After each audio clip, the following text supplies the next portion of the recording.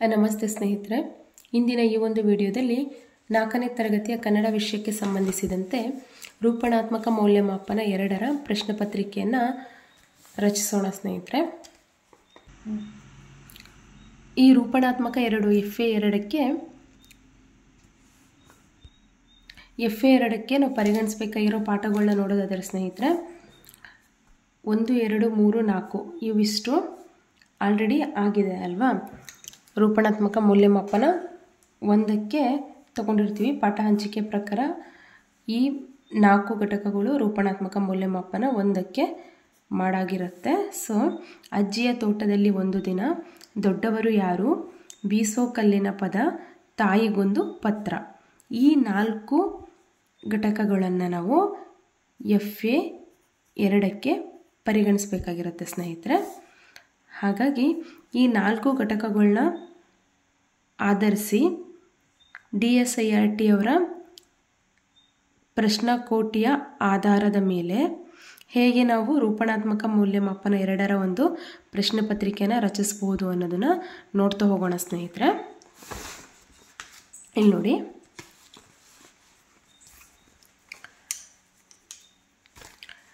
ಈಗ ನಾನು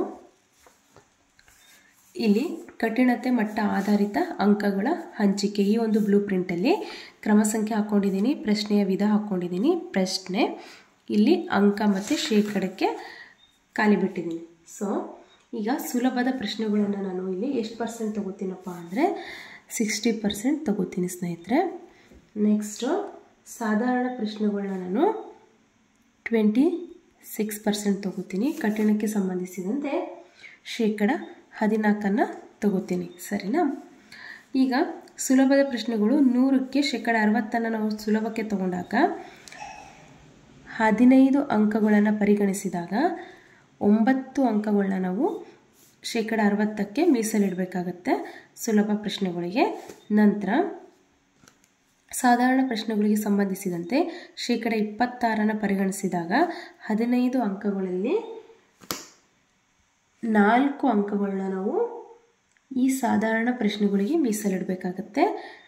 ನಂತರ 14% ಅಂದರೆ ಈ ಕಠಿಣಕ್ಕೆ ಸಂಬಂಧಿಸಿದಂತೆ ಅಂಕಗಳಲ್ಲಿ 2 ಅಂಕಗಳು ಈ 14%ಗೆ ಪರಿಗಣಿಸಬೇಕಾಗಿರುತ್ತೆ ಸ್ನೇಹಿತರೆ.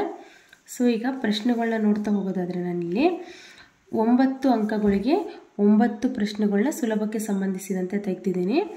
ಸಾಧಾರಣಕ್ಕೆ ನೋಡೋದಾದರೆ ಇಲ್ಲಿ 4 ಅಂಕಗಳಿಗೆ 3 ಪ್ರಶ್ನೆಗಳನ್ನ ತೆಗೆದಿದ್ದೀನಿ ಸ್ನೇಹಿತರೆ. ಕಠಿಣ ಪ್ರಶ್ನೆಗಳಿಗೆ ನೋಡೋದಾದರೆ 2 ಅಂಕಕ್ಕೆ 1 ಪ್ರಶ್ನೆಯನ್ನು ಪರಿಗಣಿಸಿದ್ದೀನಿ. ಒಟ್ಟಾರೆ ಪ್ರಶ್ನೆಗಳನ್ನ ನೋಡೋದಾದರೆ ಇಲ್ಲಿ 9 + 3 ಎಷ್ಟಾಯಿತು, 12 + 1 13, ಸರಿನಾ. ಈಗ ನೆಕ್ಸ್ಟ್ ಈಗ ಪ್ರಶ್ನೆ ಪತ್ರಿಕೆಯನ್ನು ನೋಡ್ತಾ ಹೋಗೋಣ. ಫಸ್ಟ್ ಮೇನ್ ಈಗ ನಾನು ಏನು ತಗೋತೀನಪ್ಪ ಅಂದರೆ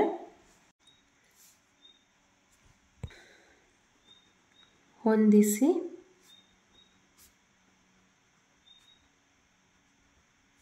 ಬರೆಯಿರಿ.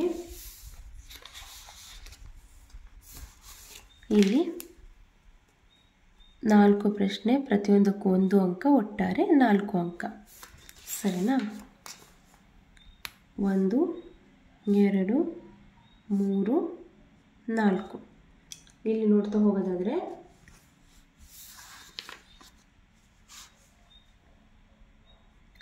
ಆರತಿ, ಮುಂದೆ, ಸಂಭ್ರಮ,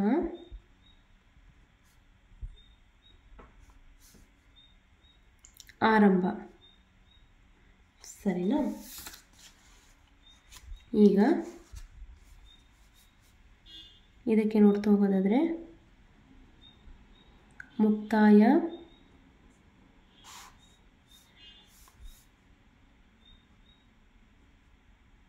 ದೀಪ,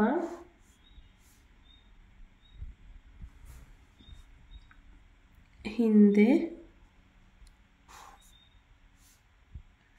ಇಲ್ಲಿ ಸಡಗರ.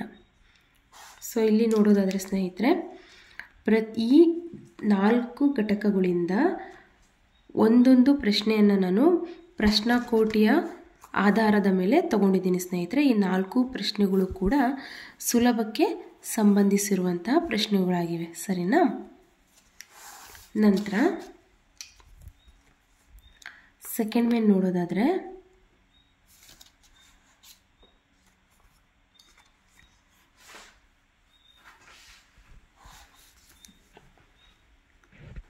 ಕೆಳಗಿನ ಪ್ರಶ್ನೆಗಳಿಗೆ ಆವರಣದಲ್ಲಿ ಸೂಚಿಸಿದಂತೆ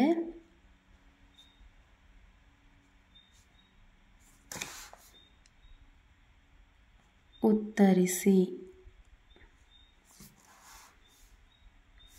ಇಲ್ಲಿ 4 ಪ್ರಶ್ನೆ, 1 ಅಂಕ, ಒಟ್ಟಾರೆ 4 ಅಂಕಗಳು. ಪ್ರಶ್ನೆ 5, ಅಜ್ಜಿಯ ತೋಟದಲ್ಲಿ ಒಂದು ದಿನ. ಈ ಪಾಠಕ್ಕೆ ಸಂಬಂಧಿಸಿದಂತೆ ಹತ್ತಿರ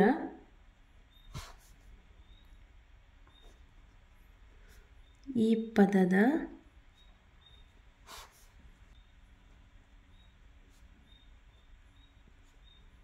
ವಿರುದ್ಧಾರ್ಥಕ ಪದ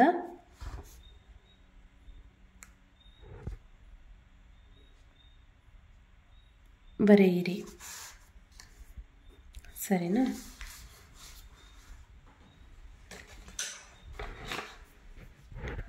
ಪ್ರಶ್ನೆ 6ಕ್ಕೆ ಸಂಬಂಧಿಸಿದಂತೆ ನೋಡೋದಾದರೆ ಇಲ್ಲಿ ಹಕ್ಕಿ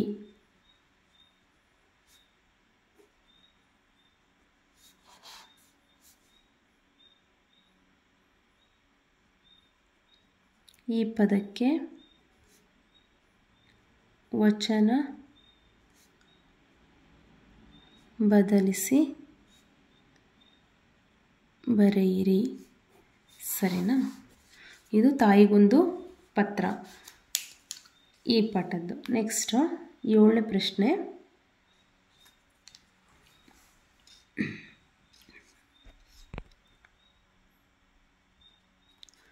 ಭಾಗ್ಯ ಈ ಪದದ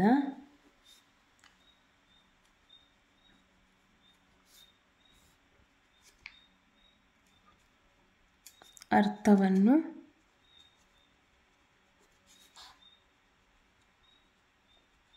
ಬರೆಯಿರಿ. 8ನೇ ಪ್ರಶ್ನೆ,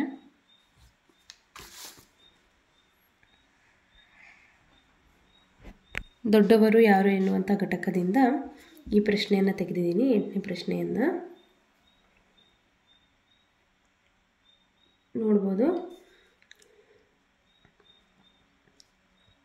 ದೊಡ್ಡವರು ಈ ಪದವನ್ನು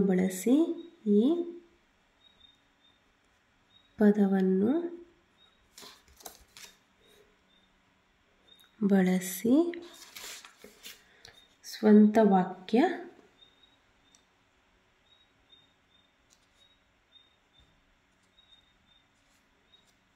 ರಚಿಸಿ, ಸರಿನಾ? ಸೊ ಇಲ್ಲಿ ನೋಡೋದಾದರೆ ಸ್ನೇಹಿತರೆ,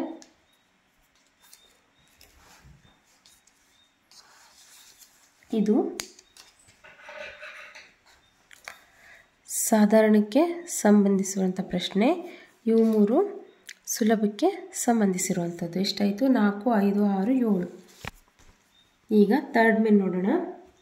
ಥರ್ಡ್ ಮೇನ್, ಈ ಕೆಳಗಿನ ಪ್ರಶ್ನೆಗಳಿಗೆ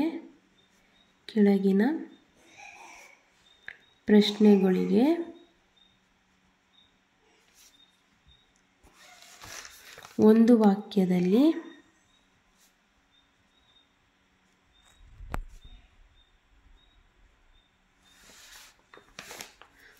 ವಾಕ್ಯದಲ್ಲಿ ಉತ್ತರಿಸಿ.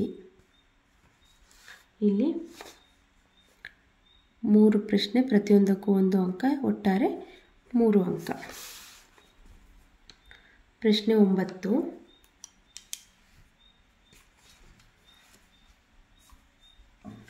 ಮಲೆನಾಡಿನ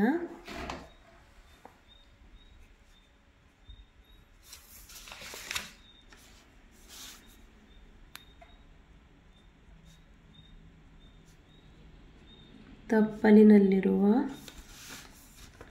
ಊರು ಯಾವುದು? ಪ್ರಶ್ನೆ 10.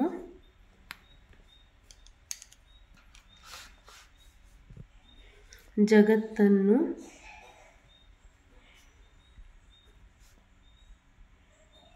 ಬೆಳಗುವವರು ಯಾರು? ಪ್ರಶ್ನೆ 11.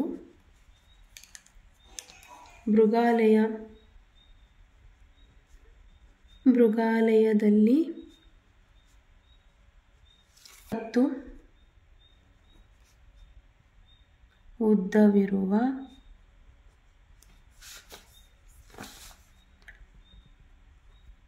ಪ್ರಾಣಿ ಯಾವುದು? ಸೊ ಕೆಳಗಿನ ಪ್ರಶ್ನೆಗಳಿಗೆ ಒಂದು ವಾಕ್ಯದಲ್ಲಿ ಉತ್ತರಿಸಿ. 3 ಪ್ರಶ್ನೆಗಳನ್ನ ತೆಗೆದಿದ್ದೀನಿ. ಈ 3 ಪ್ರಶ್ನೆಗಳಲ್ಲಿ ಈ 2 ಪ್ರಶ್ನೆಗಳು ಕೂಡ ಸುಲಭಕ್ಕೆ ಸಂಬಂಧಿಸಿರುವಂಥ ಪ್ರಶ್ನೆ, ಸರಿನಾ? 2 ಪ್ರಶ್ನೆ.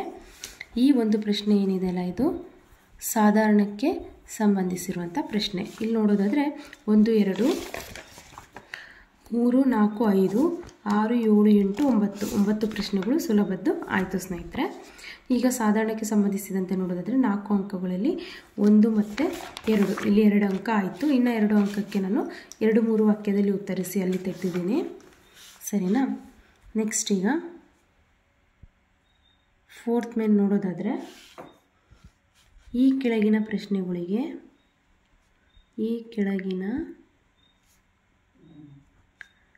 ಪ್ರಶ್ನೆಗಳಿಗೆ 2-3 ವಾಕ್ಯದಲ್ಲಿ ಉತ್ತರಿಸಿ. 2 ಪ್ರಶ್ನೆ, ಪ್ರತಿಯೊಂದಕ್ಕೂ 2 ಅಂಕ, ಒಟ್ಟಾರೆ 4 ಅಂಕ. 12 ಪ್ರಶ್ನೆ ಸಂಖ್ಯೆ 12.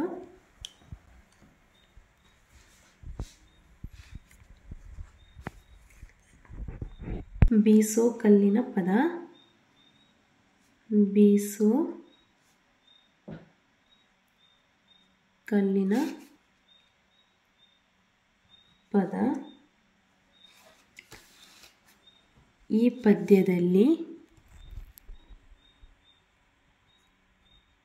ಪದ್ಯದಲ್ಲಿ ನಿನಗೆ ಇಷ್ಟವಾದ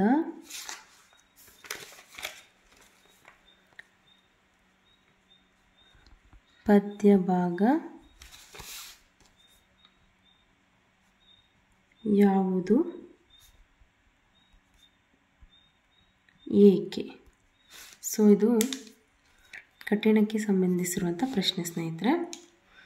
ನೆಕ್ಸ್ಟು 13.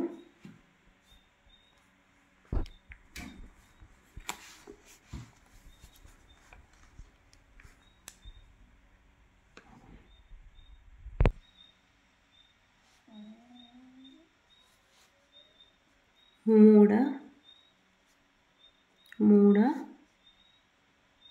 ನನಗಿಂತಲೂ ದೊಡ್ಡವನು. ಮೂಢ ನನಗಿಂತಲೂ ದೊಡ್ಡವನು. ಈ ಮಾತನ್ನು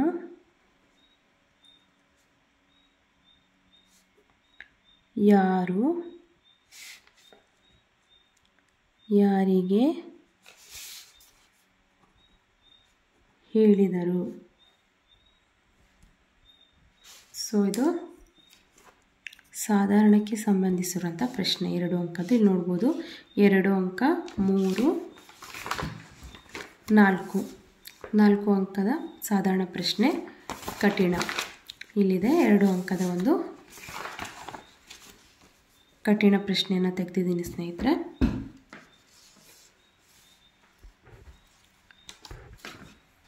ಸೊ ಈ ಒಂದು ಮಾಹಿತಿ ಇಷ್ಟವಾದಲ್ಲಿ ಯಾರೇ ನನ್ನ ಚಾನಲ್ನ ಸಬ್ಸ್ಕ್ರೈಬ್ ಮಾಡ್ಕೊಂಡಿಲ್ಲ ದಯಮಾಡಿ ಸಬ್ಸ್ಕ್ರೈಬ್ ಮಾಡ್ಕೊಳ್ಳಿ ಸ್ನೇಹಿತರೆ.